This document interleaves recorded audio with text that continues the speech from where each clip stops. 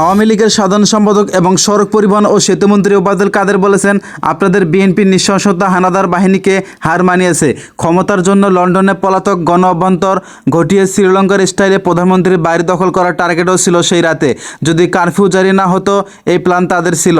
রোববার 28শে জুলাই দুপুরে ঢাকা জেলা কার্যালয়ে দলটির জেলা কমিটির উদ্যোগে আয়োজিত খাদ্য সামগ্রী বিতরণ অনুষ্ঠানে প্রধান অতিথির বক্তব্যে তিনি এসব কথা বলেন। তিনি বলেছেন, আপনাদের বিএনপির নৃশংসতা হানাদার বাহিনীকে হার মানিয়েছে। ক্ষমতার জন্য লন্ডনে পলাতক গণ অভ্যন্তর ঘটিয়ে শ্রীলঙ্কার স্টাইলে প্রধানমন্ত্রীর বাড়ি দখল করার টার্গেটও ছিল সেই রাতে। যদি কারফিউ জারি না হতো, এই প্ল্যান তাদের ছিল।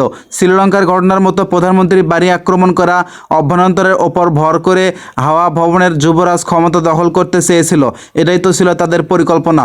ওবায়দুল কাদের বলেছেন, বিএনপি যখন স্বাধীনতা বিরোধী, দেশ বিরোধী, উন্নয়ন বিরোধী ও অপশক্তিকে নিয়ে নতুন প্ল্যাটফর্ম করার কথা জানাচ্ছিল, তাদের আহ্বানে তাদের দোষারা সাড়া দেবে, এটাই স্বাভাবিক।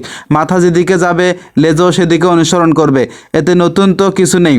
তাদের আগুন সন্ত্রাসের ঐক্য, দেশ ও দেশের উন্নয়ন ধ্বংসের ঐক্য।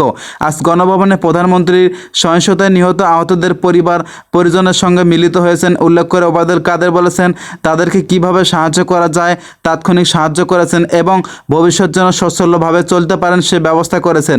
এই কাজ তো বিএনপি করে না। ফখরুল পারে শুধু হঠাৎ করে অন্ধকারে ঢিল ছুটতে। তারা আছে বিবৃতি রাজনীতি নিয়ে, তারা মানুষের কাছে কোনোভাবে যায় না।